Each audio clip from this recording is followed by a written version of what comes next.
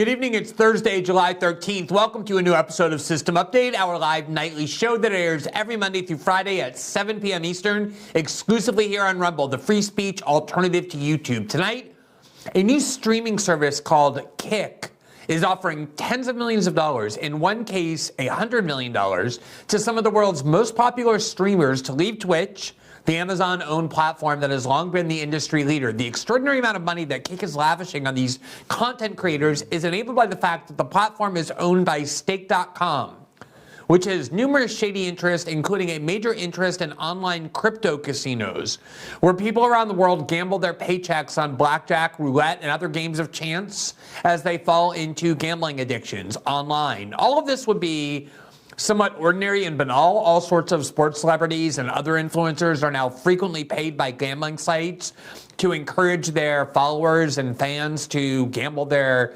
income online. I personally think that adults should have the right to decide how to spend the money they earn, including gambling, if that's what they wish to do.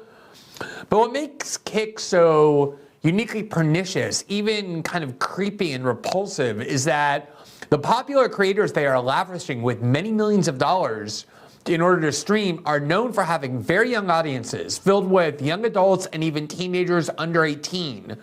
And what many of these creators are doing, and the contract often requires it, is spending hours streaming online to very young audiences while they engage in online gambling at the crypto casino owned by Kick's parent company, and thus intentionally or otherwise luring all sorts of their young followers, many of whom are under 18, into a life of gambling and online casino addiction, which can and has often destroyed people's lives.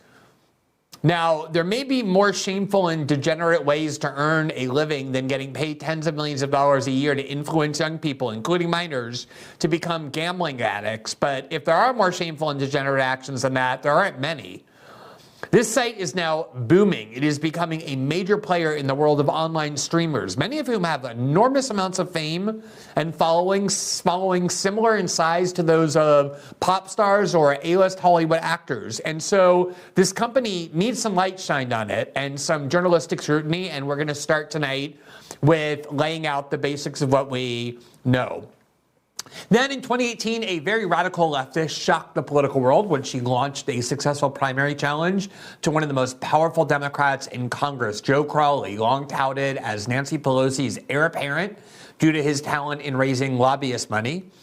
And he was expected to become House Speaker when Nancy Pelosi finally retired after exhausting herself with successful stock trades.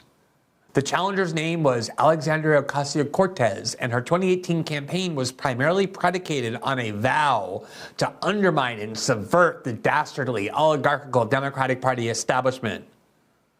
A mere 5 years later, AOC has grown up, and she has become one of the earliest endorsers of Joe Biden's re-election bid, not even pretending to consider other candidates running against him, or even pretending to extract any promises in exchange for her support for the incumbent president. Symbolizing the complete subservience of the left wing of the Democratic Party, generally led by Bernie Sanders and AOC, Politico recently heralded AOC for being a great, quote, team player. We'll talk to one of the best and most independent left-wing commentators, Nick Cruse of the Black Revolutionary Network, about the current state of the Democratic Party and the mainstream wing of it that calls itself the left, and the implications for how these two factions have all but merged entirely. After that, NATO just concluded its annual meeting, pledging more unity than ever in support of Ukraine and its war against Russia, and even committing, in a deliberately vague way, to NATO membership for Ukraine, which would essentially guarantee endless war, eternal war with Russia, given that Russia has repeatedly said that NATO membership on its border with Ukraine is a red line for it that it will never accept.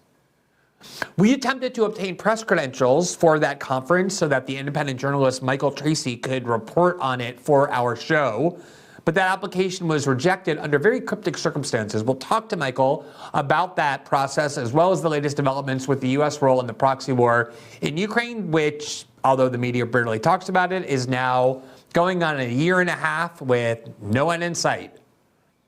As a reminder, System Update is also available in podcast form. You can follow us on Spotify, Apple, and all major podcasting platforms, where you can follow and listen to the episodes 12 hours after they are first broadcast here live on Rumble. And if you rate and review each episode, that helps the visibility of the program. As a programming note, we want to remind you that we will be off tomorrow and then all of next week. My family and I are taking a much needed and I think much deserved vacation. Our intention was to have a show tomorrow night, which we would have taped today, but we were unable for logistical reasons to do that. So we'll be off tomorrow night and then all of next week, and we'll be back the following Monday at our regular time at 7 p.m. Eastern. For now, welcome to a new episode of System Update, starting right now.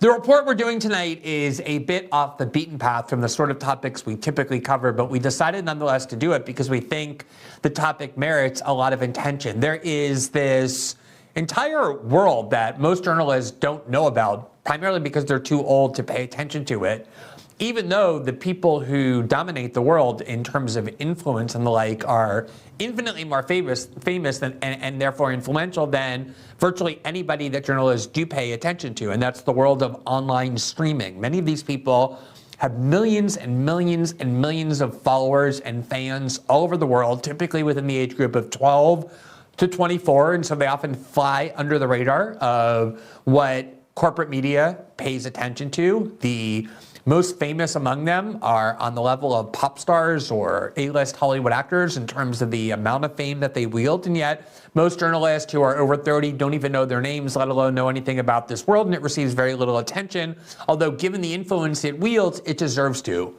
And one of the sites that is one of the newest players on the scene has exploded very quickly because of enormous amounts of money behind it, and his name is Kick, which has become a streaming competitor of Twitch. Twitch, for a long time, was by far the leading platform for people who spend all day streaming. They play video games, they talk about politics, they talk about culture, and millions of teenagers and young adults all over the world watch these people. I'm talking about tens of millions of fans.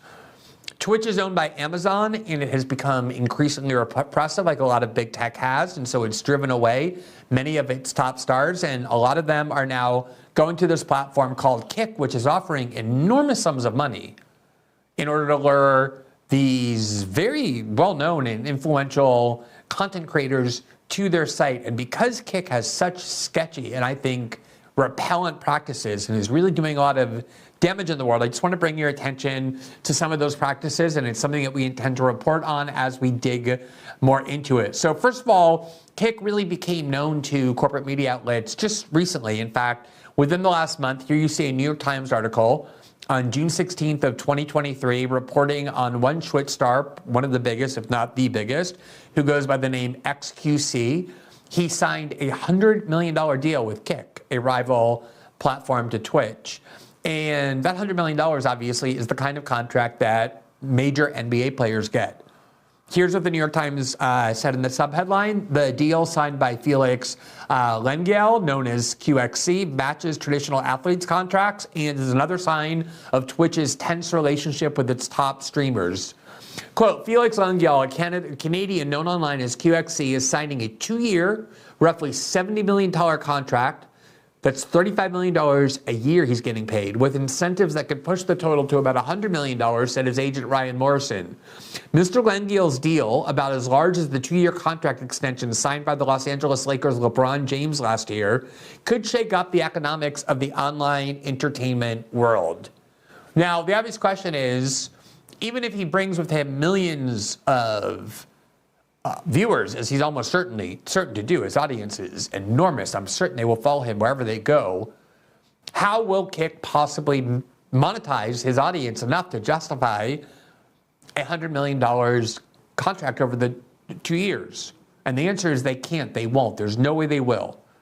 The most generous explanation is that this is just a loss leader, that sometimes new sites pay very influential people to come and produce content for their site in order to bring attention to it, to bring new users to it, and they know that they're going to lose money on that individual, but the game plan over a long term is to win that money back, gain that money back by having these people grow the site. The problem is that they're paying Many of these people, maybe not $100 million, but others $50 and $60 and $70 and $80 million.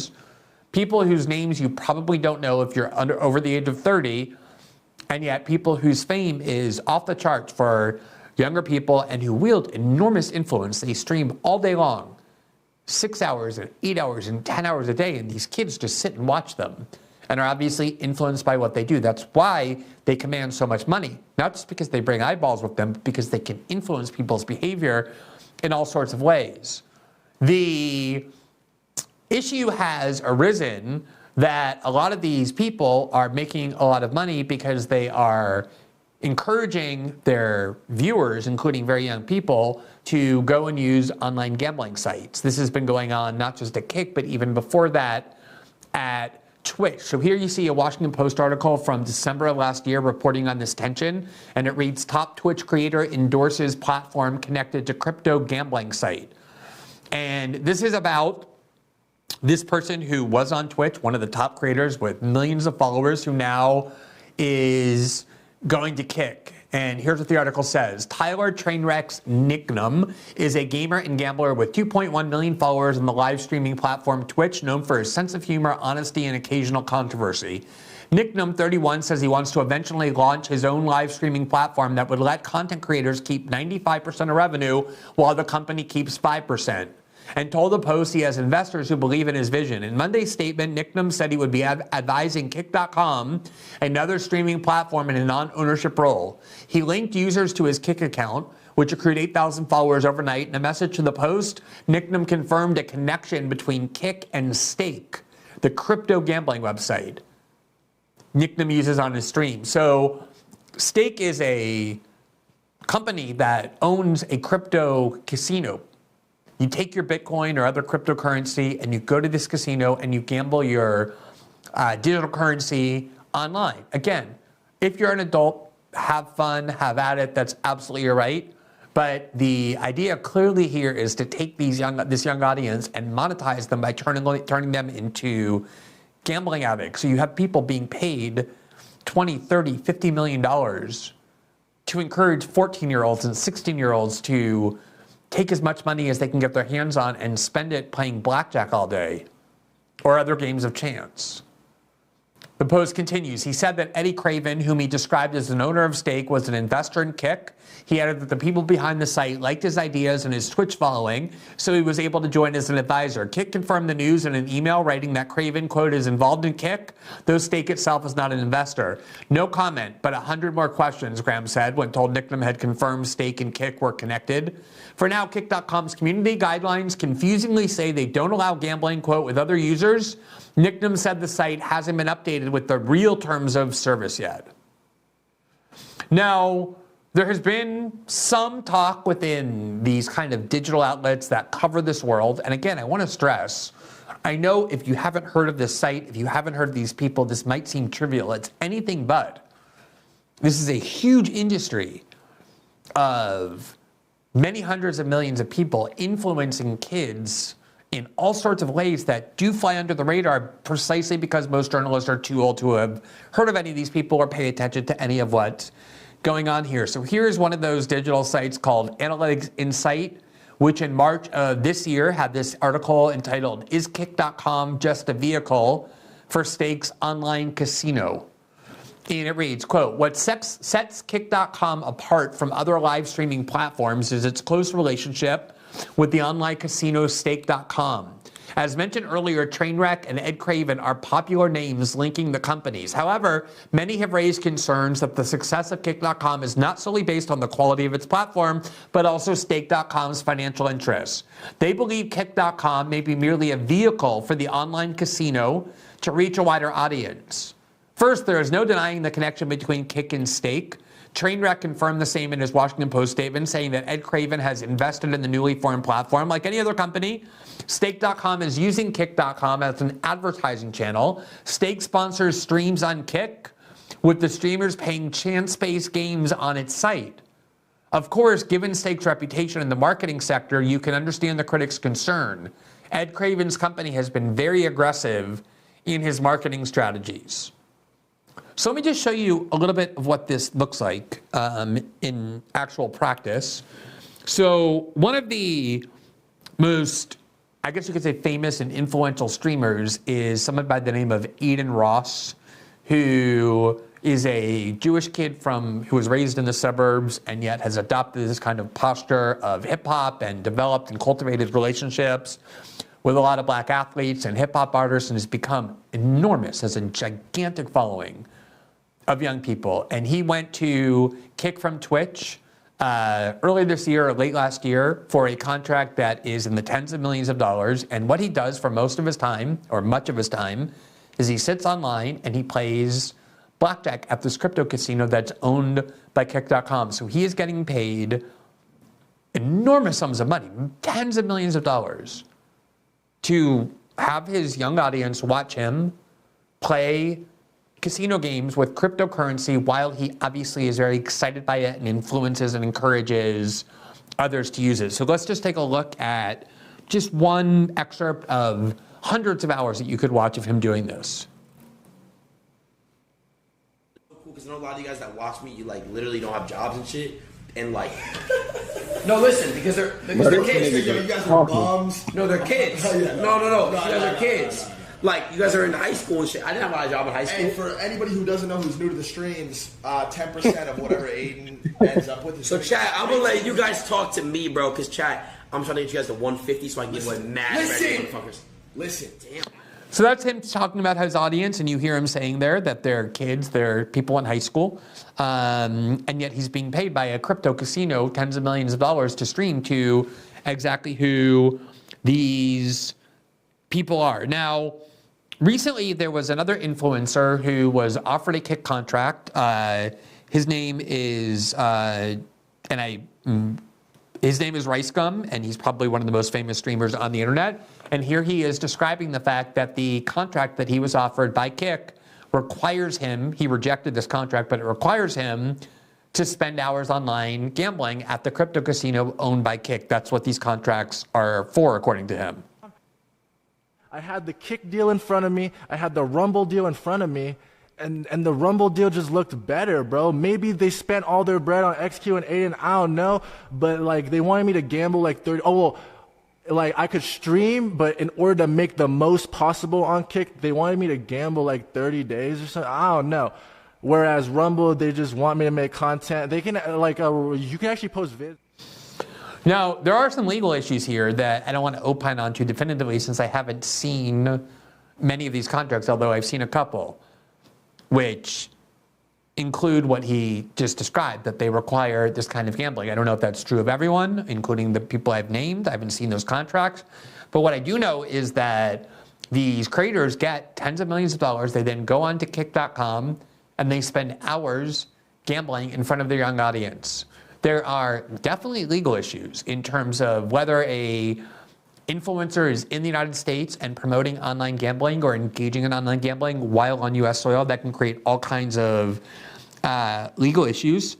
Here is the kind of content where he's actually in personally a casino, Aiden Ross is. You can go to his page on Kick and just watch, just select any kind of stream, and he's usually playing digital crypto gambling. I don't know if we have any of those videos or not where he's doing this, but this is him in a actual physical casino.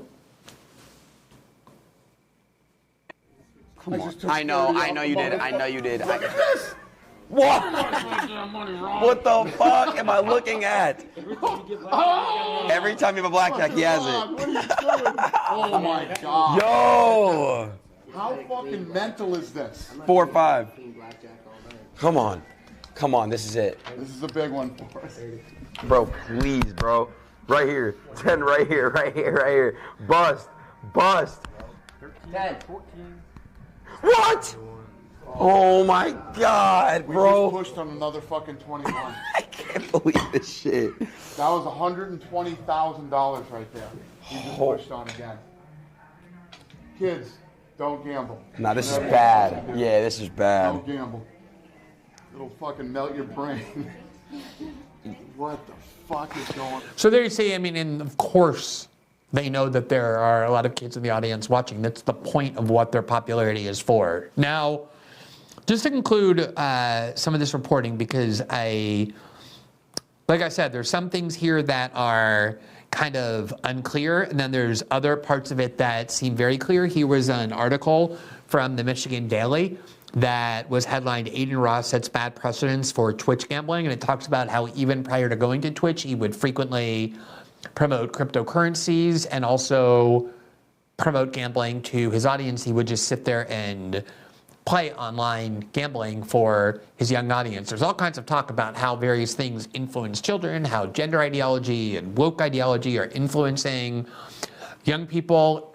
Whatever you think is the worst thing that you've heard, this is something that is at least in that category. And the fact that there's tens of millions of dollars being paid and this kind of money being passed around to obviously lure children, lure kids, and even young adults into a lifestyle of gambling addiction, I think is something that's sketchy and ethically grotesque at best and repellent and legally questionable at worst. So we're still filling in some of the gaps on what this is, but here you can see, this is from this week, there's a report that Stake, which is the owner of Kick, the crypto casino, is currently running ads on the Reddit page of XQC, the content creator they just paid $70 million to as a guaranteed amount, up to $100 million to lure people into these crypto casinos. They're advertising directly to his Reddit page, to his audience, which is filled with young people, even though he himself has denied that his contract requires him to try and convert his audience into gambling addicts. Certainly that's a major risk, a major danger, and at least in some of these cases, according to that streamer we showed you, an actual part of the contract. Namely, they're getting paid with a requirement to spend hours online gambling, potentially in the United States, as it seems many of them do, which raises all kinds of legal issues. So this is a really seedy part of this industry that has the attention, way more so than a lot of the cultural products you may be focusing on in terms of television and films and music, that has the attention of huge numbers of America's youth. And as I said, for me, if adults want to waste their life and go into debt gambling, that's their choice. To me, it's like drugs or alcohol or anything else. It's something we might want to discourage them from doing, but at the end of the day, is something they have the autonomy to do. But when you're talking about trying to, through money and through influence, lure young adults or even minors into a lifestyle of gambling addiction, which is utterly degenerate and destructive, that definitely becomes something worthy of journalistic scrutiny. And because of the fact that this world is something that most people, as I said, over 30 or even over 25 simply don't know about, it has gone under the radar for way too long. So we intend to keep our eye on that, to continue to report on it, especially as we get a hold of some of these contracts and find out whether or not a lot of these contracts raise some legal issues in terms of paying people tens of millions of dollars in order to purposely influence people into a life of gambling.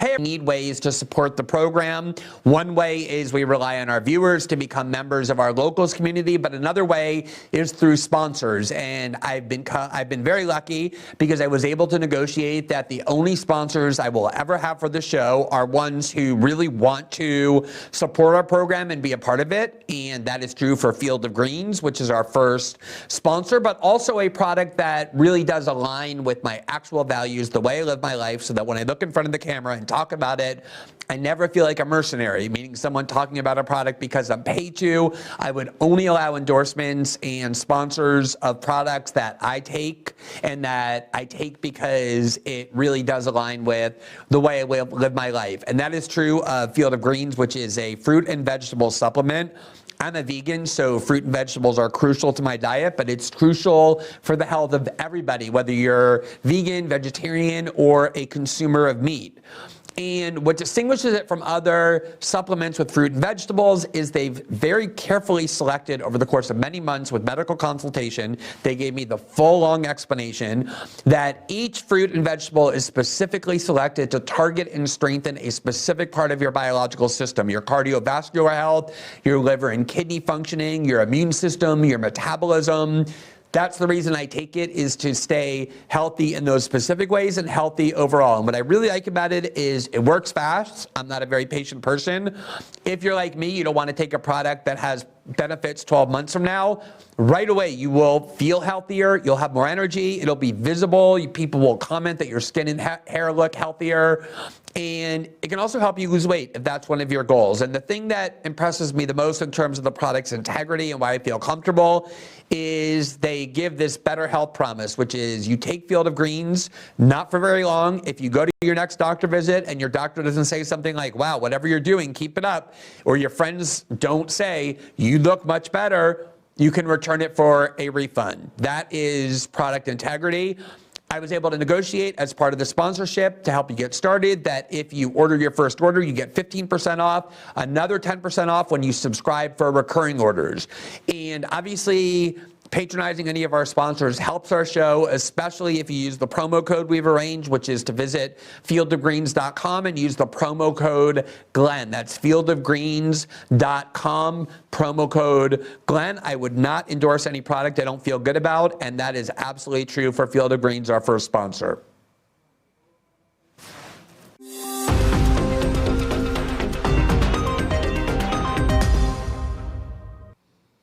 Nick Cruse is now a frequent guest on our show. You can call him a friend of the show if you like. I guess that's what we call him, at least some of the time. Other times we say better things about him than that, and he can be heard on the outstanding and very independent-minded Revolutionary Blackout Network that is, I'm happy to say, now available on Rumble. These are the real kinds of leftists, the kinds that are genuinely anti-establishment and harbor contempt for the Democratic Party for all the right reasons. And we're always happy to welcome him here to talk about the latest degradations among Democratic Party politics and especially its progressive wing. I'm not sure if we have his video available. I think we have only his audio. There's something wrong with his camera, so we're going to put his photograph on the screen so you can imagine him speaking. We're going to hear his voice and, most importantly, his insights. Nick, good evening. Thanks so much for joining us tonight. We're always thrilled to have you.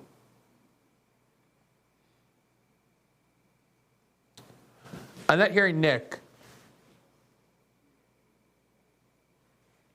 So we're going to have Nick on, hopefully in just a second. We should...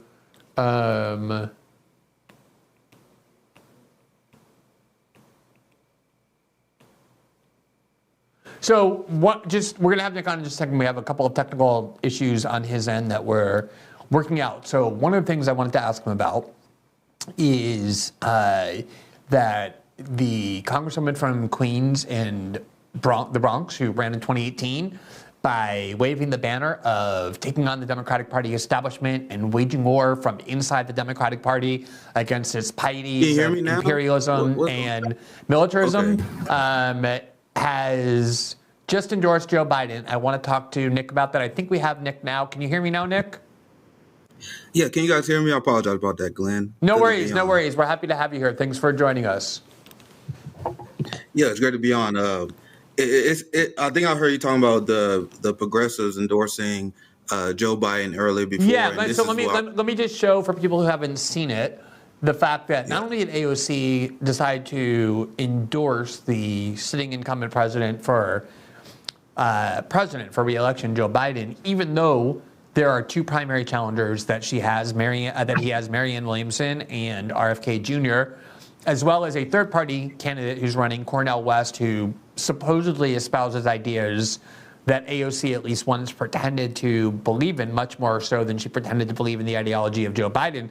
She not only endorsed Joe Biden without even waiting to see who would be running against him. It's still possible there could be other primary challengers that he has. She didn't even pretend to extract any promises from him. Remember when the right wing of the Republican Party, when Kevin McCarthy needed their support to become House Speaker, they very openly refused to give that until they extracted all kinds of promises about how power would be wielded in the House in a much more diffuse way. She didn't even pretend to do that.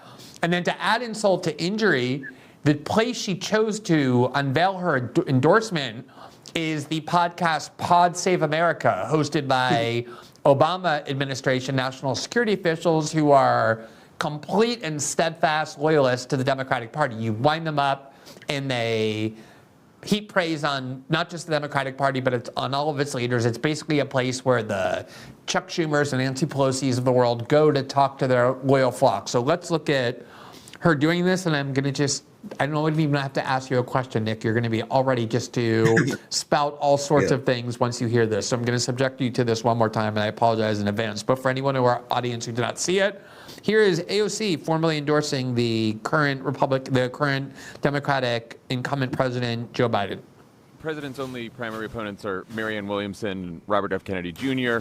Haven't been any rumors about anyone else even thinking about jumping in. Will you be supporting Joe Biden for re-election? I believe given that field, yes. I think he's done quite well, given the limitations that we have. He's done quite well, Nick, given the limitations that he has. So let me just go on. I just needed to stop that there and note that. I do think that there are ebbs and flows, as there are in any presidency. You know, there are areas that I think were quite strong when he came right out of the gate with the American Rescue Plan. And of course, the Inflation Reduction Act was a massive step in terms of our climate agenda. But, you know, there are also areas that I think could have gone better. We have major structural. Did you hear how she phrases her criticisms? There are things that could have gone better, meaning I will admit he's not perfect. All right, let's just finish this. Issues in this country. And I think it starts with the United States Senate. And I think that until we have senators that are willing to stand up and stare the filibuster in the eye and stare a lot of structural issues about the Senate, and the United States Senate will be what holds back this country from an enormous amount of progress. So she was willing to admit reluctantly that Joe Biden is not in fact perfect. There are things that could have gone better, but she very quickly added that it's not his fault in any way. It's the fault of the Senate, particularly Joe Manchin and Kyrsten Sinema, and it's the Senate that needs to be fixed for Joe Biden to be perfect, but he's certainly extremely good and therefore merits her endorsement. What is your reaction to that, Nick? That shows how AOC's job is just to do PR for the Democratic Party, because she's head faking to the legislative branch as if the left biggest criticism of Joe Biden is what he have not done. Our biggest criticism is the fact that he's about to start World War III because of AOC. And AOC used to stand for abolishing ICE. Now you have Joe Biden, who's funding ICE $6 billion more than Donald Trump, deported more people than Donald Trump. Now this is not an issue she cares about. She pretended to be a climate activist for clout for years, and now she endorsed a president who is spanning out the Willow Project, who is a fracker, who actually did more public drilling than Donald Trump. But she's not a climate activist when a Democrat is in charge. She's a climate activist only when a Republican is in charge. And I think this shows how weak Joe Biden is right now. Because in the last election, they had to make a progressive task force to head fake and pretend that they're going to get progressive policies. There's none of that now. And there's zero excuse for anyone to endorse someone with a horrific record like Joe Biden a year and a half before the election. Their job is to lead workers off a cliff and undercut our negotiation power. Now is the time where we had the most negotiation, and AOC seeing how weak Biden is in the polls, also because RFK and Dr. Cornel West, who is already polling at 6%. So they can't even play around. They was given the order to endorse immediately, which shows how weak Joe Biden is that she had to do this.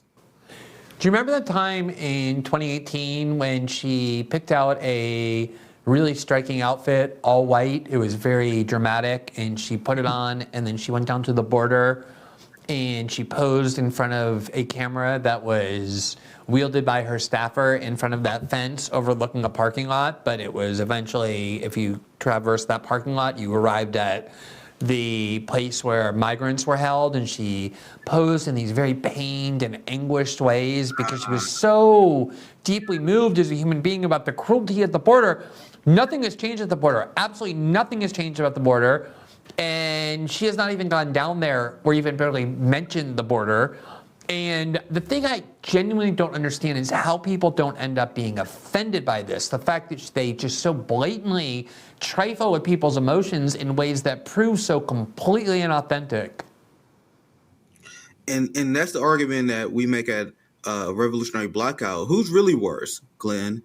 Joe Manchin, we know he's an asshole. He stands on yachts and shout down protesters. I don't know if you've seen that famous video where he was on a yacht shouting down protesters, openly takes millions of dollars from big oil and all these corporations. So his mindset is if you vote for him as a leftist or as a worker, it's kind of your fault because he's not hiding who he is.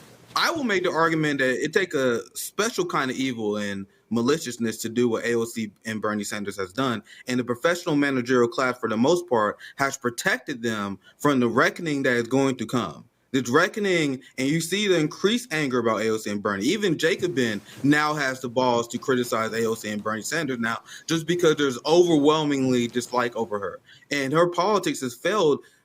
It's just a fact. If you look at how she is as unpopular as Kamala Harris, even though she quote unquote support popular policies, that because her politics and her willingness to be just a PR agent of a Democratic Party while stealing working class people's money has grossly offended the real left. And she knows this. That's why she had to go on Pod Save America.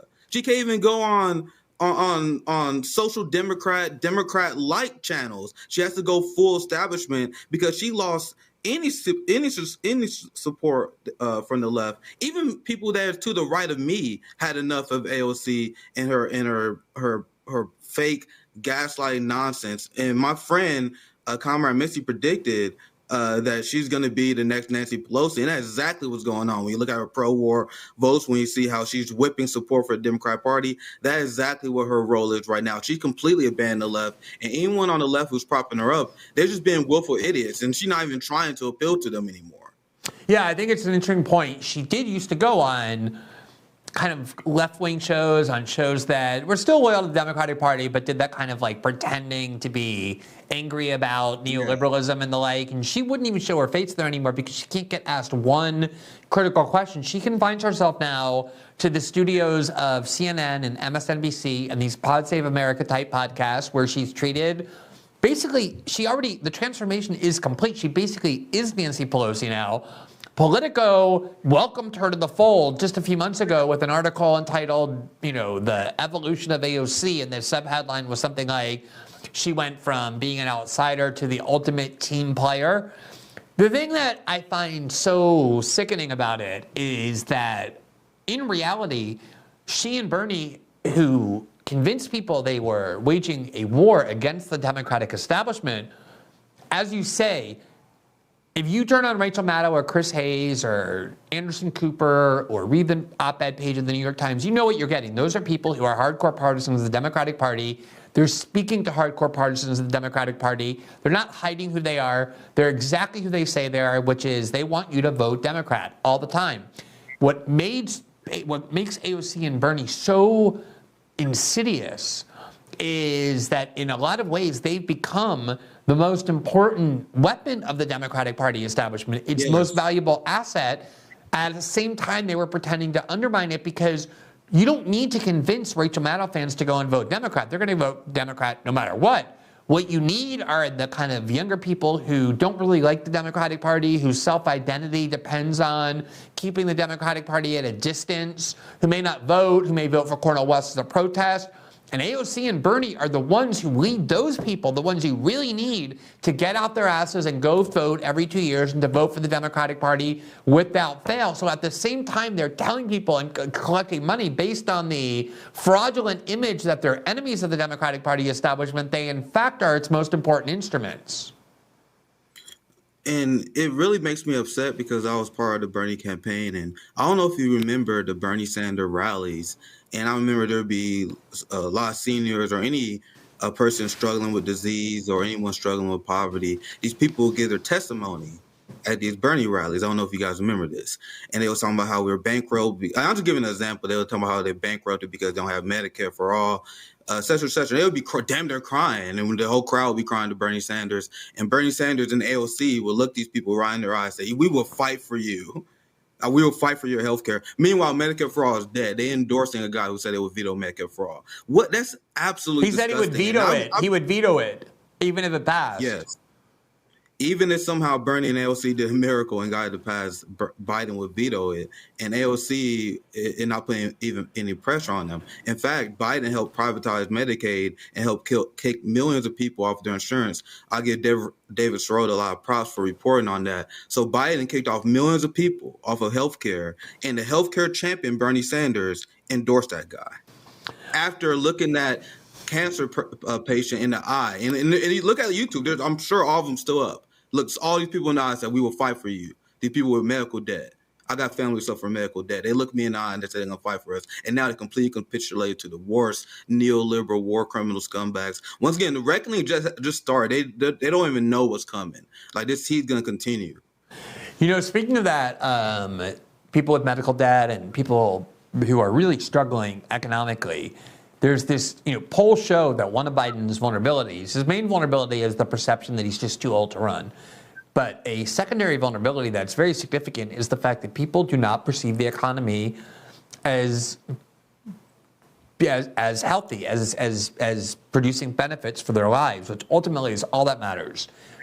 And you have this new cottage industry of very wealthy people, like Chris Hayes with his Comcast contract that's worth many millions of dollars a year, and writers at The Atlantic, who now are kind of, you can see how these scripts form. Nick, I know for a fact they all talk to each other all day. They're on the same list. There used to be that journalist list that was run by Ezra Klein, that when it was exposed kind of became a scandal because journalists aren't supposed to be spending all day colluding with one another and collaborating with one another and speaking to and for each other, but that's exactly what they were doing. And obviously if you're on a list, it creates this kind of pressure to conform to the orthodoxies of the liberal establishment, which is the worst possible thing you can have for journalists. But they still have these lists. They still have these group chats that they're all in. And you see these scripts emerge. And the new script is Americans are dumb for thinking the economy is bad because, in fact, the economy is good. And it's being done and said by people for whom the economy is very good, like Chris Hayes, who doesn't have any medical debt or any kind of debt, but, in fact, many millions of dollars a year in a contract to host an MSNBC show for 1 hour a night. You've been talking about that and about this thing you're calling Bidenomics. What do you mean by all of that? So the campaign strategy of Joe Biden in order to win over Americans on the economy is to have millionaires like Joe Scarborough tell Americans to quit whining and everything's okay. I think there's an estimate that he makes around $50,000 per episode, and that's before bonuses. He get bonuses for ratings. So he gets $50,000 per day. And his wife is by his side making her own major contract. Absolutely great point. So this is the message. This is the strategy for Democrats: have millionaires tell working class people that they're struggling. And this is why even when you look at Democrats, only 25% of Democrats strongly approve of Joe Biden's economy. 40% of Democrats don't like Joe Biden's economy, and that number is way worse. He's the worst president on the economy in the modern era, based on polls at this point. And there's shocking numbers, and this is why you're seeing a new era of black leftists like RBN, like Black Power Media, and Black Agenda Report, and many others that are calling out the truth on the Biden administration and Bidenomics that is failing us, because there's a shocking number that you will never hear on Morning Joe that ever since April, Black Americans make up 90% of the unemployment surge. So Bidenomics is for white bourgeoisie liberals. It's not for us and the workers. The Democratic Party is the party of Wall Street. They're the party of suburbia. And that's why it's even more shameful that people like Ilhan Omar and Cory Bush and Jamal Bowman is turning their back on the hood, even though Barack Obama and Joe Biden is responsible for the surge in racial income inequality. Despite being 13% of the homeless population, Black Americans make 40% of the homeless populations. And look at how blue states like California is handling that. We have my brother from Revolutionary Blackout, CJ. He volunteers at Skid Row every month feeding these people. I was feeding people, homeless people in Kansas City. And this is a problem that Democrats are horrible on because they are bought off by real estate developers and landlords. So when people like AOC and Bernie Sanders, despite this fact, keep calling these people the lesser evil, it shows that they are deeply unserious. And that's just scratching the surface of economics, Glenn. Scratching the surface. I want to talk to you about something. I don't think we ever talked about this before, so I don't fully know your views on this or really know your views on it at all, which is something I've been starting to notice a lot more. I think it's actually getting worse, or maybe I'm just focused on it more, which is the complete predominance of culture war issues when it comes to left liberal discourse. I have spent my career talking about a kind of set of issues that is about things like the evils of the U.S. security state, the FBI, the CIA, the NSA, spying, privacy, free speech, corporatism, the capture of government and regulatory processes by large corporations. Those are the issues on which I've focused most. I've never thought that meant that those were the only issues that matter. I know there are issues on which I don't focus, including, say, healthcare policy, which I don't focus on because I don't know very much about it. I don't have, an expert level understanding to offer. But certainly those issues have always been very important to left liberal politics. I mean, all those years when I was focused on them, I was considered as part of the left, as being on the left, precisely because those issues have been so important. If you now go and watch or listen to kind of the leading independent left liberal media outlets. I'm not talking about Revolutionary Blackout Network, which is the real left. I'm talking about the part of the left that identifies as the left, but still kind of the AOC Bernie left, all the things that you just described about them. It is really almost culture war issues and trans issues and those sorts of things to the exclusion of almost everything else. There's currently this kind of cancellation campaign underway aimed at the Young Turks, and in particular, Cenk Uygur and Anna Kasparian, the two hosts, because there's some, it started in some way because they started talking in kind of a right-wing way about crime and homelessness, because sort of the standard, a conservative is a liberal who got mugged. They were, I guess Anna was walking on the street and started getting bothered by homeless people and started ranting and raving about crime, and they endorsed Rick Caruso.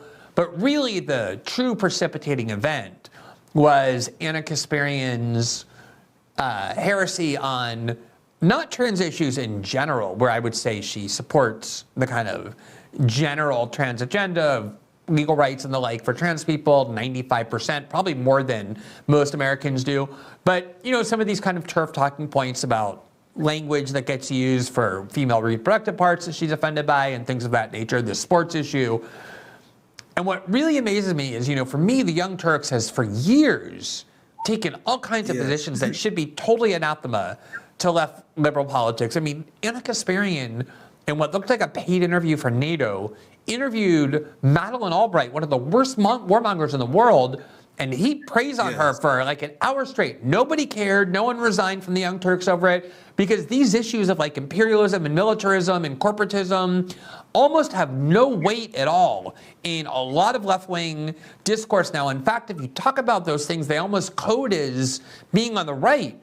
And I'm just wondering what you make of that. A, if you agree with that analysis that the culture war is kind of drowning out these other issues, I think in part because it's just so much easier and lower hanging fruit to take on. But also, Absolutely. If you do agree with it, what do you make of it? Why is that happening? Yeah, absolutely. And I'm gonna avoid mentioning names here, but there's so many people on the fake left that they take their cues of leftism based on the Democratic Party, whether they will acknowledge that or not. And so their biggest issues are whatever Nancy Pelosi is tweeting about. And then they would take a further left position for that. Nancy Pelosi she would tweet about the importance of the Supreme Court, and they would say we need to expand the Supreme Court, or they would talk about abortion rights because Democrats tweet these things out. And obviously the trans issues is another one. And that's how they define their leftism. And they play a game with the right. And this is where the red-blue game is fraudulent in a lot of ways, where they push out the culture war, and both the left and the right are both massively guilty of this, because I do not think it's a coincidence in an era where Americans are more class conscious than ever, where Americans are ready for a third party, where Americans want health care, when they want actually living wage, when they want actually economic reforms, that now they and an end to endless war, and an end to endless war as well. Yes. Go ahead. Yes. And there's in our generation, because I grew up during the Iraq War, and that's why I focus on foreign policy first and foremost on RBN. Because it radicalized the entire generation. So to distract people from war, which the Democratic Party escalating on, and to distract from the homeless issue they're complicit with the growing police state that we're being surrounded by, they have to push culture war issues. And I think there is legitimate concerns that if you're from the trans community or from any community to fight for your rights, that's a legitimate struggle. My question is, why is there a random white guy in Kentucky where there's like 3 trans people within a 500-mile radius who's tweeting about this issue every single day? And it's because he's being programmed by the media, the right-wing media, and the left-wing media that's more than happy to do the dance with them about that.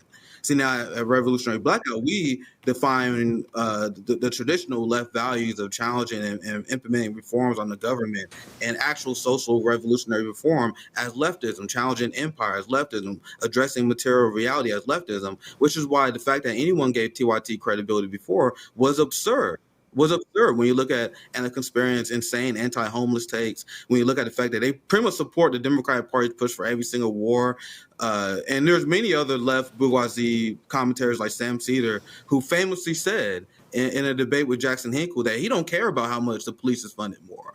Like, so these actual real issues on the role of state and government power in the military industrial complex and the prison industrial complex, it pales in comparison whenever Anna Consparian says something that's right in the middle of the road where I'm from in Missouri, Glenn. And now this is a question I propose for these leftists like that freaking out over TYT, Anna Consparian, and the ilk. Do they realize that if you go to Brazil, there are many black evangelical socialists and communists who support Lula, who are very economically left. Many of them are socialists and communists, and they are evangelical. And they do not have the standard position of the liberals regarding gay rights and the such, and abortion and the such. So who are you guys actually fighting for? Are we not fighting for these people? There are very good people I know in the Midwest that may have ignorant takes. So are they being canceled? Are we fighting for Medicare for all, or Medicare for only the people with good takes on the trans issue? Now, I think we should take any time when we're movement building to educate people, and that's what I do. I stand in solidarity with my trans and gay brothers. I know a lot of them. I got a lot of great friends, so I stand in solidarity. I try to educate people away from bigoted views, but you do that while building a movement to address people's material needs, because that bond is how you break those ignorant cycles. But Glenn, what do? They cancel. They shut down discourse. They don't want debate. They don't want people to get together and learn from each other, even correcting each other and organizing against the establishment. So people like TYT and many other liberals who's going after them right now, their job is to pick the culture war and divide the worker, just like the establishment won. Just in a nutshell, Glenn. You know, I think the last point is such an important one. I mean, I do want to say, like, I also think there is a commercial motive to it, which is, I can tell you for sure, you know, I almost never cover trans issues on this show. Again, it's not because I don't think they're important. I think for a lot of people, they're important in ways that you alluded to. But I'm just telling you, you know, if I did it once or twice a night, it's the easiest content in the world to do. You know, you just kind of connect to some like controversy about like some athlete or someone using the bathroom or some like male prisoner and a female who got put into a female facility or whatever. People get really riled up by it. You don't have to do much preparation. It doesn't take much research. The view count goes up. I think it's one of the reasons, but I also think the main reason is that it's one of the very few places where the Republican Party and the Democratic Party actually have a difference. I think that's why these kind of right-wing polemicists who are obsessed with anti-trans rhetoric are kind of in a codependent relationship with the people who are on the left wing who are just as obsessed with it. They kind of need each other because it is an easy way out to avoid talking about Ukraine or militarism or the control of the internet by the CIA and the FBI and this court ruling that just happened, the persecution of anti-establishment voices on both the left and the right, including that case of the black radicals who are now prosecuted by the Biden DOJ as Russian agents, which almost nobody in the left liberal media even bothered to cover, let alone denounce. It's kind of like an easy way out. I think you're exactly right as well. You know, the reason why the gay and lesbian movement ultimately ended up successful is not because activists in the movement went around demanding that everybody who uttered a heretical view got fired or banned or ignored or whatever. There were a lot of people who were potential allies of the left, including a lot of African Americans who were very religious, who were taught that gay and lesbian relationships are sinful, and the ability to engage with people and to engage in dialogue with them and to work with them ultimately is what convinced people that a lot of these demonization images that they had been given about gay men and lesbians were wrong. It was through engagement and interaction and like a respectful, engaged dialogue. And ultimately, it was really about nothing other than, as you say, kind of just interacting with people in a normal, healthy way without bashing them over the head or telling them they were irredeemably evil people. And this seems to be exactly the antithesis of what a lot of left-wing politics is about. And I think in a lot of ways it's because it's the easy way out. If you get to denounce people, if you get to call people evil, you get to sit back and say, God, I've done my job. I'm a really good person. And that is politics to them. Yeah, that's how they convince themselves they're good people, even though they may have gotten their wealth through ill-gotten means. How many videos have we seen from Raytheon talking about their diversity?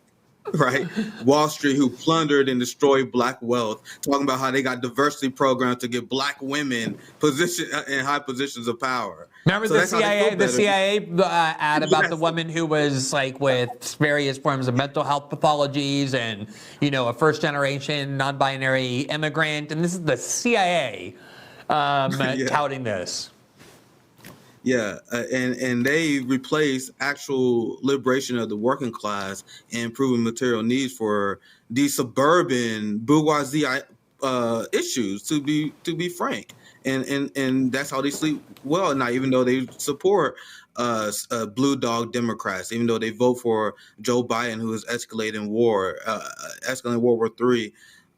That's how they sleep at night. Now, I want to go back kind of to the social war issues as well, because I feel like there are a lot of people who are taught to skip steps, and maybe that benefit the Democrat Party. Maybe you can make the argument, but a lot of them have adopted this authoritarian mindset that is not helpful. Even if I agree with you guys on the premise of the social issues, having this authoritarian mindset where we're not going to have a community built where we educate people the way every single social movement ever works.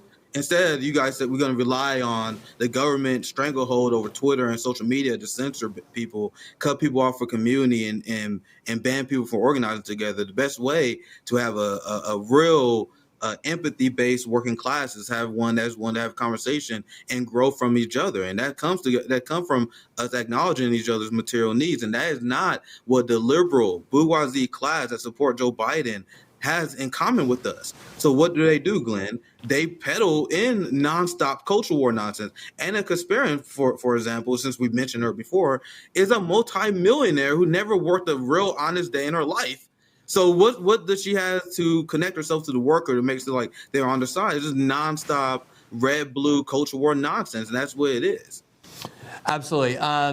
Nick, we have Michael Tracey standing by for a few minutes, and the control room told me that, as he always does, he's getting quite bitchy while he waits, so we don't want to get him on and have him be even more petulant than he normally is. But I really enjoyed the conversation with you. I really want to encourage people to watch your videos. You're now on Rumble, is that correct? Are you guys putting all of your content on Rumble? So I hope people will watch you there. You're obviously on YouTube, which I hope people will not watch you there. I think Rumble is a much better platform. But either way, I hope you watch. We've had, obviously, Sabian, and there's still a couple of people from your network I want to have on my show because the content is uniformly thought-provoking. It's always very informative, and I think people who don't share your ideology will have a lot to learn by listening. So I hope you will seek them out. Just tell people where they can find you for those who would like to. Yeah, we've been censored and throttled on YouTube a lot, so we are on Rumble now, and we've been greatly enjoying our time on Rumble. So check us out on Revolutionary Blackout on Rumble, and we also on RBN. We stream almost every single day.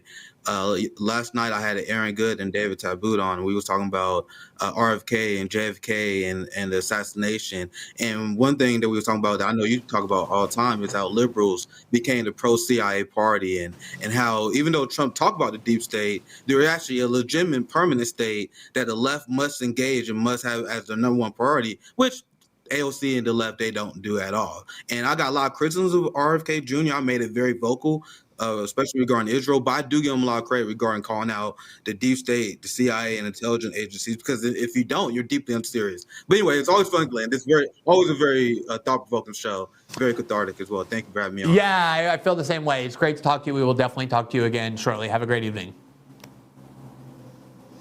All right, so we will now get to our not always well-behaved guest, but someone who generally brings a good deal of insight and independence and thought-provoking analysis to not everything that he talks about, but to many things that he talks about, and that, of course, is Michael Tracey, another friend of the show in this parlance of the podcast. Good evening, Michael. It's great to see you. I hope you're doing well and a little bit in a better state of mind now that you're actually on the air, not waiting any longer.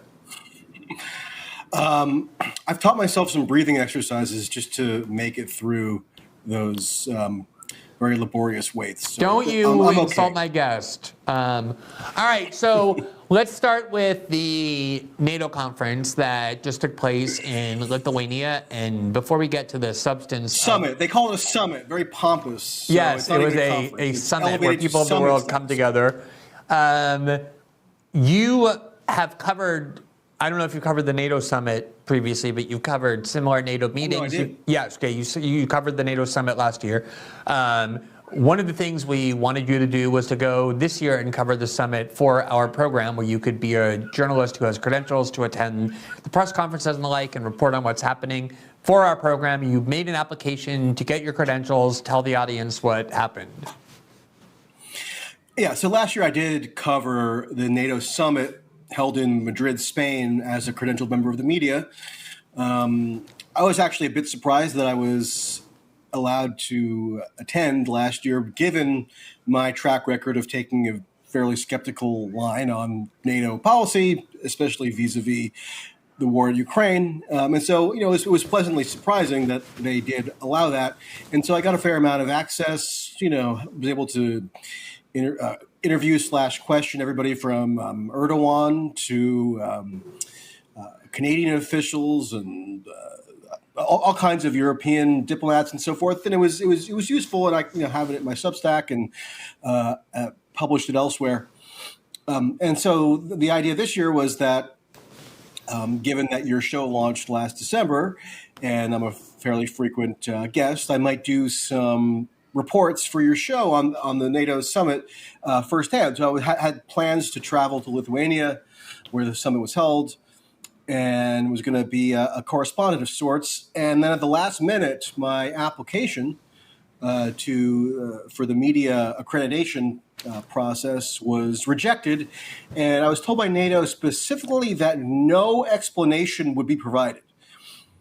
So before I had even asked for an explanation as to why I had been rejected, they went out of their way to tell me in no uncertain terms that they were not going to provide an explanation, so don't bother asking for one, which is odd that you would kind of make that disclaimer out of nowhere without even being prompted to do so.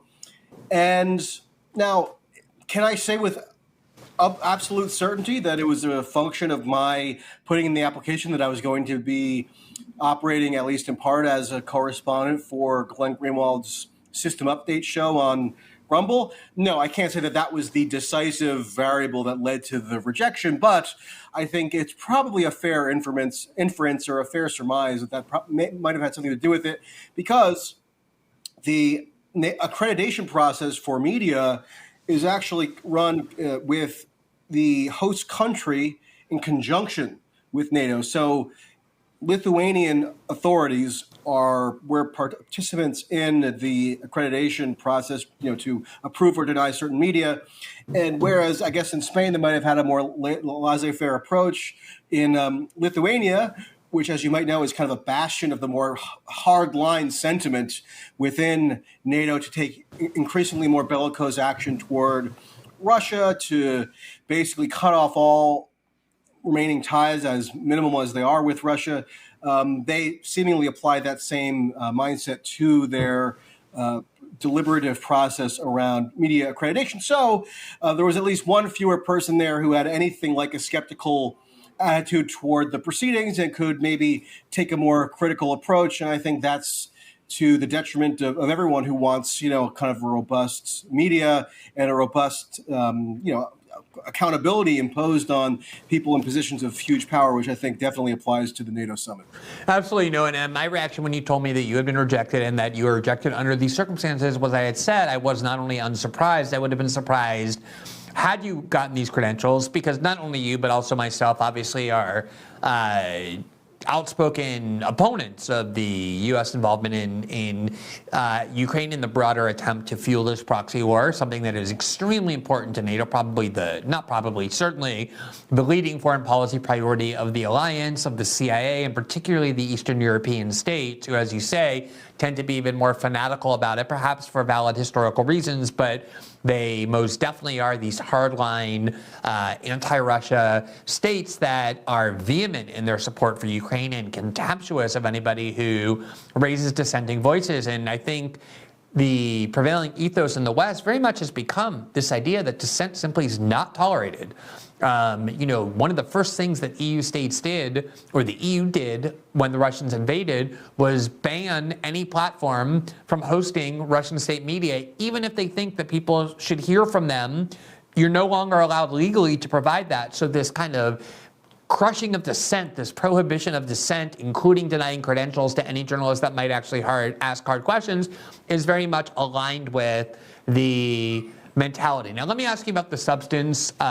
One of the things that was on the table is NATO membership for Ukraine. That, of course, is one of the things Vladimir Putin cited as the reason why Russia invaded. It's been a kind of known fact for years in Washington that, as that famous memo by the current CIA director, Bill Burns, to Condoleezza Rice put it when the Bush administration was thinking about expanding NATO into Ukraine, that he said everybody in Moscow, not just Putin, but anti-Putin liberals, consider Ukrainian membership in NATO to be a red line, something they would go to war in order to prevent.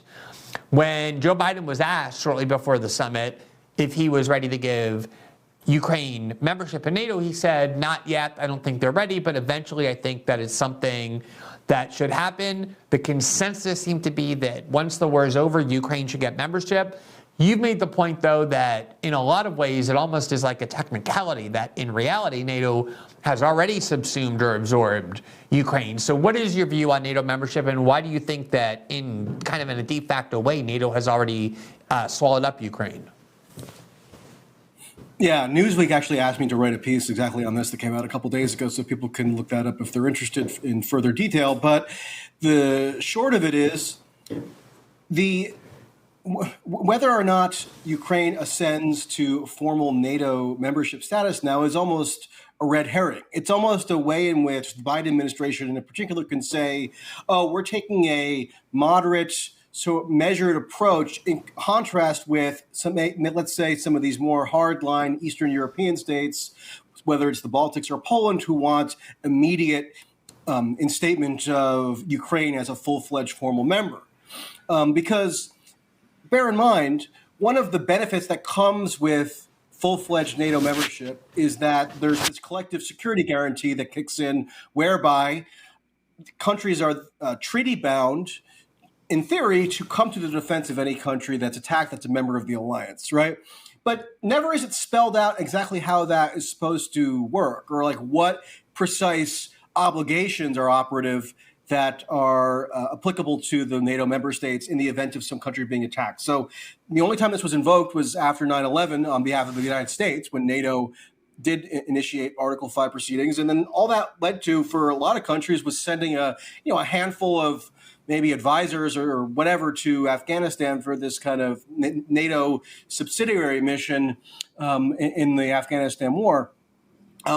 So it very easily could be the case that Ukraine is already receiving what would effectively be the benefits of full-fledged NATO membership, given the incredibly expansive weapons funneling operation and combat operation participation that NATO in the U.S. are already engaged in Ukraine. So it's a bit of a distraction or a deflection, because in the aftermath of the summit, what you're seeing people say is, the NATO betrayed Ukraine because it was dangling membership over their heads and then pulled it away. Whereas in reality, if you read the communique that they put out, and if you look at the substance of what was actually offered to Ukraine in terms of increasing the incorporation of Ukraine into the structures of NATO, Ukraine is even more absorbed by NATO than it's ever been. It's historically far more integrated into the infrastructure of NATO than it's ever been. So, in other words, as you mentioned, the process that Vladimir Putin cited as a precipitating factor for why he claimed that he launched the invasion in the first place, that process has drastically accelerated with or without NATO conferring formal membership status. And so the bottom line is that the formality of the membership bestowal is kind of a moot point, because more and more what is being done is that Ukraine is being gradually integrated drastically more than could have been conceived 2 years ago into the firmament of NATO. And that's really the trend that's underway. And I want to ask, dismiss that as not amounting to full membership status, therefore that's a betrayal. It's a misunderstanding of what the substance was that was actually offered and what's underway in terms of integrating NATO into the security architecture. Okay, so first of all, here's the Newsweek article that Michael wrote about that exact topic, about why effectively NATO has already swallowed Ukraine. There you see it on the screen. Should Ukraine join NATO? Don't kid yourself, it already has. That's by Michael Tracey at Newsweek, so you can read that. He essentially makes the argument he just explained.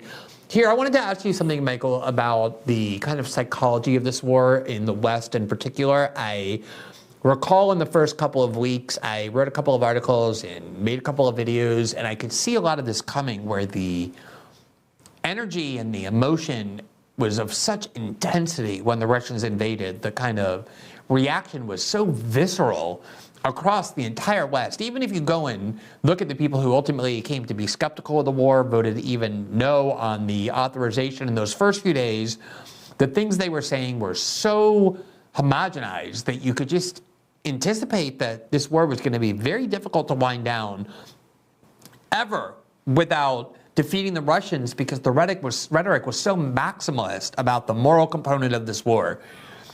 And one of the things that has surprised me is that the pundit class in the West has been, I think, more aggressive about this war than even the war in Iraq, certainly the other wars in the West, in Libya, and Syria, and Yemen, and Afghanistan. Quick note on that. The TV networks, the American network television, devoted more blanket coverage to the initial phase of the Ukraine invasion than it did to the initial phase of the invasion of Iraq. Right, and there's no question. It's true, but it's true. I not only do I believe that, I think I'm very comfortable in saying there's no question that there was less dissent included in the coverage in the West about the war in Ukraine for those first few weeks than there was about the war in Iraq, even though the war in Iraq was notoriously propagandized in the sense that reporters who had questions were relegated to the back pages of the paper if they could even make it in at all. There were at least mainstream figures questioning and even opposing that. Paul Krugman in the New York Times was one example. Half the Democrats in the Senate, in the Democratic caucus, voted against authorizing that war. Russ Feingold, your old friend. Who? Your old friend Russ Feingold. Yeah, my old friend Russ Feingold was against the war. There were a lot of people who were against it, way more so than in Ukraine. And this has really become the animating spiritual mission of the West, is to get greater glory and victory for the Ukrainians. I mean, the way people speak of this war, especially when I hear Germans speaking about how Russia must be defeated and this war will never end until victory is ours, while the German tanks roll to the Russian part of the border for the third time in basically 110 years, I find deeply alarming. And I do think there's a very psychologically potent component to this war, which is that if you remove religion and other kinds of spiritual, organizational missions from people, they will search for spiritual fulfillment in the form of politics, and especially war. And Adam Smith wrote about this in 1776. I've cited this before, but I want to read it because it's amazingly applicable. It was in The Wealth of Nations, and this is what he wrote about the dangers of people cheering war, especially when their country or they themselves don't have to fight in the actual battles. He wrote, quote, "In great empires, the people who live in the capital and in the provinces remote from the scene of action feel, many of them, scarce any inconveniency from the war, but enjoy at their ease the amusement of reading in the newspaper the exploits of their own fleets and armies. To them, this amusement compensates for the small difference between the taxes which they pay on account of the war and those which they have been accustomed to pay in time of peace. They are commonly dissatisfied with the return of peace. They are commonly dissatisfied with the return of peace, which puts an end to their amusement and to 1,000 visionary hopes of conquest and national glory from a longer continuance of the war." And if you look at the way in which Western pundits and the British are particularly pathological about this, they love nothing more than to don their Churchill voice and talk about the glories of war. Not only is there no dissent over this war, there's no intention or desire to see it end diplomatically. There's no pressure at all, not at all, to talk about how this war can end. And I just want to, along those lines, show you this video of Jamie Dimon, who is the insanely wealthy head of JP Morgan. He was President Obama's favorite banker. Here he was talking Isn't he toying with running for president? He was running, I think he was toying with running for president in 2016 when it was Hillary versus No, I heard Trump. he's toying now. He's toying this year. I wouldn't be surprised. He's the kind of person who definitely has that high of opinion of himself. And here he is giving an interview on Ukraine, and listen to his comments. By the way, this is somebody who has several children, none of whom have ever fought in the military or fought in war. He has never fought in war. He's been a supporter of every war, even though he's never got near the front lines. And this is what he's saying about the current war in Ukraine. There's a there was a bipartisan support for American engagement, for American global leadership. Now, if you look, certainly at the Republican Party, there's a growing isolationist wing in that party, and it's not at all clear what a future President Donald Trump might do in terms of American leadership. If you're outside America, if you're, I live in London, we're worried about this. I wouldn't worry about other. Just to be clear, what she's worried about is that there are people in the Republican Party, including potentially President Trump, who don't support endless warfare in Ukraine. She asked him whether he's worried about that too, and this is what he said. We're worried about this. I wouldn't worry about another Trump presidency too, by the way, but I think there's always been an isolation element. It took a lot to get us to World War I. It took a lot to get us to World War II. But I think if you go to Washington, D.C., when it comes to Ukraine, it's been pretty tight, Republicans and Democrats. So when it was needed, it was there. And I think the other thing we have to explain to the American public is we're doing it for America. So of course you have America first, meaning, can you imagine someone running for president saying America second? But we're doing this for America. If America gets isolated, if autocratic nations kind of cherry pick the world in security and food and economics and development finance, the Chinese are all over Latin America, which they are, in Africa, we're not there. That's a huge mistake for America. So the America should be doing this for itself. We have to explain to the American public. So he's not wrong that at the end of the day, the Republican and Democratic parties always come together and provide whatever support is needed, even when there's growing anti-war sentiment in one of the parties that there is now, as he points out, in the Republican Party. But what do you think about this psychological aspect that this is providing such an important sense of purpose and strength to a Western culture that otherwise lacks it?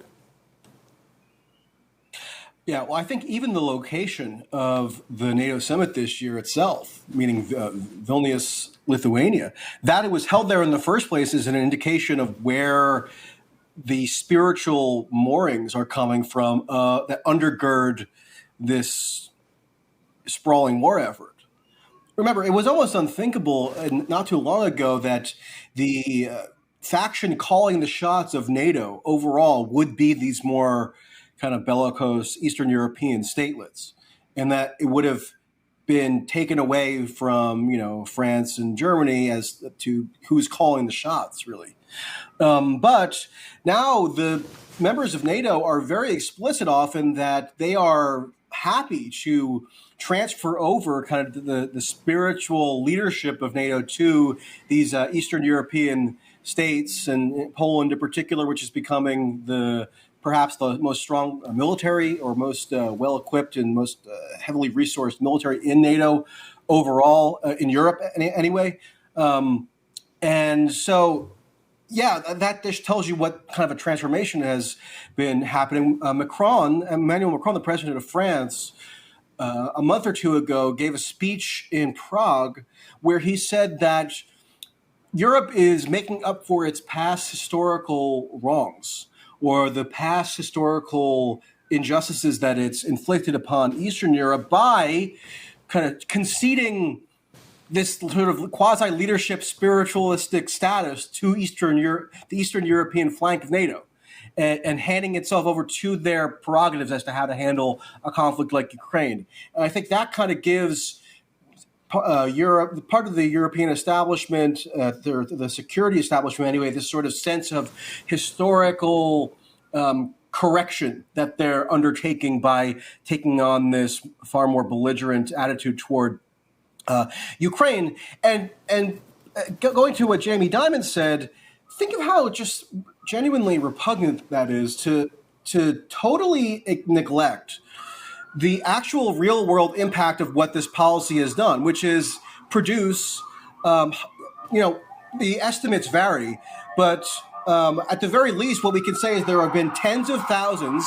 And sorry, there's mayhem going on outside my window at the moment. I have no air conditioning, so I'm sweating like a pig at the moment with the windows open. But at the very least, what we know is that there have been tens of thousands of 20-something Ukrainians and Russians that have been conscripted by their respective governments to just be obliterated on the killing fields of the Donbass. And to Jamie Dimon, that's something that's just great for the American national interest, and we should, press forward with no regard for the human toll of that insanity. I mean, it's genuine barbarism to look at that level of death among your most kind of potentially well-resourced, your most precious assets, which are people in the prime of their lives, being shipped off to just kill each other in like World War I style trench warfare. And Jamie Dimon looks at that as some like sign of optimism as to what America can gain out of this conflict.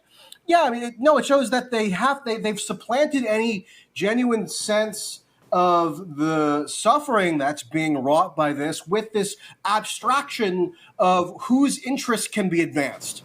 Well, if your interests are advanced by that level of death and destruction, then maybe you ought to recalibrate what your interests even consist of in the first place. Yeah, first of all, the reality is that the war in Ukraine has incredibly undermined American standing in the world. It has caused this confederation of countries to unite increasingly behind China.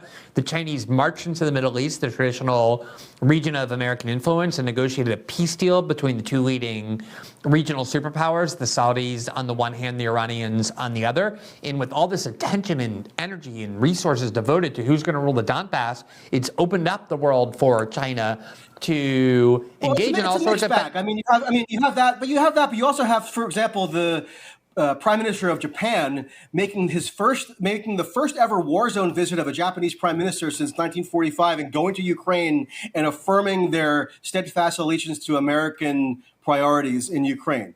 And you have establishment of a bloc obviously the Japanese are worried about China. It's that's mixed, obvious. It's not uniform one way or another with America losing or gaining prestige. It's been a mixed bag, and I think that's I would encourage universally to the detriment. I would encourage you, if you haven't already, to read the speech by Fiona Hill, who is a fanatical supporter of a hard line for both China and Russia, who's essentially saying that the entire world, other than Western Europe and a couple of allies outside of it, are uniting against the United States because they've long viewed American military action through this prism of imperialism and aggression and a lack of consistent standards, but they had to swallow it previously, and now they no longer have to. Of course, it is true, some geostrategic benefits in terms of NATO uniting, the Eastern Europeans being way more pro-American than they ever were previously because of their support for the war. But I think that even if I mean, South Korea, Japan, New Zealand, Australia, you can write them off as just insignificant outlier countries, but they are now integrating into the NATO security architecture. They were before out of fear. They were before out of fear of China. Their issue is not Ukraine or Russia. Their issue is China, and they want protection from China. Still aligning with the U.S. Yeah, but New Zealand has always been, and South Korea have always been an ally of the U.S. New Zealand is in the Five Eyes alliance with the U.S. The U.S. has had bases in South Korea since the end of that war. It's not like these are new allies rushing into American arms. But in any event, my point was that I was trying to make before you interrupted on multiple occasions was that even if it were the case that we did have benefits geostrategically from this war, it is an incredibly sociopathic way to sit there in this like designer suit, knowing that your family is never getting near the front lines and see it in those terms. But I think even in those terms... And by the way, the real casualties of the warring party that your taxpayers are supporting are just suppressed or they're kept in a black hole as if the U.S. can't marshal its intelligence resources to figure out like a reasonable casualty estimate for the Ukraine military at this point. It's just too much of a hurdle. And so you don't even get a full sense of the destruction that you're directly wreaking. Yeah. Because obviously the people pay. We're being told this far, we can't even figure out how many dead bodies have piled up as a result of the weapons that we're pouring in. Absolutely. And I mean, obviously Russia's paying a price. They are losing incredible amounts of lives. They are losing a lot of resources. There are parts of Russia being attacked. But the biggest civil liberties country by massively. Yeah, for sure. The biggest country by far paying the biggest price is Ukraine. That is where the most destruction is, enormous amounts of death. It's going to take a generation at least to even get back to the level that they were at. There's going to be international vultures swooping in to profiteer off of the destruction. BlackRock is openly boasting about that, as are other vultures in the financial industry. And just, it's a very tragic war. And to sit there and just so glibly talk about it as something positive with a smirk on your face is revolting, but that is the sociopathy of the American elite class. Michael, we're on the verge of taking a week off. We're going to be off next week. I'm going to be traveling with my kids. We're going to be off tomorrow night as well. And so this was a relatively short but very sweet segment with you. I really appreciate your coming on and offering your insights. No segment with the two of us is ever sweet. It was sweet. It was short but sweet. It was just my way of putting a little positive adjective on the fact that it was short. Have a nice evening, Michael. We will talk to you shortly. Bye. All right, bye-bye. So that concludes our show for this evening. As I said, as a programming note, we will be off all of next week because of my traveling with my family, and we will be off tomorrow night as well in preparation for that trip. As a result as well, even though it's Thursday night, we will not be able to do our locals program after the show because I need to get back home and get everything ready. Any of you who have traveled with kids before understand what I'm talking about. As a reminder, System Update is also available in podcast form. You can follow us on Spotify, Apple, and all other major podcasting platforms where the shows air 12 hours on those platforms after they first broadcast here live on Rumble. Rating and reviewing each episode helps spread the visibility of the program. For those of you who've been watching, we are always appreciative. We will be back on Monday, a week from Monday, which is July 24th at 7 p.m., which is our regular time, 7 p.m. Eastern. And we hope to see you back then and every night at 7 p.m. exclusively here on Rumble. Have a great week, a great evening, and a great weekend as well.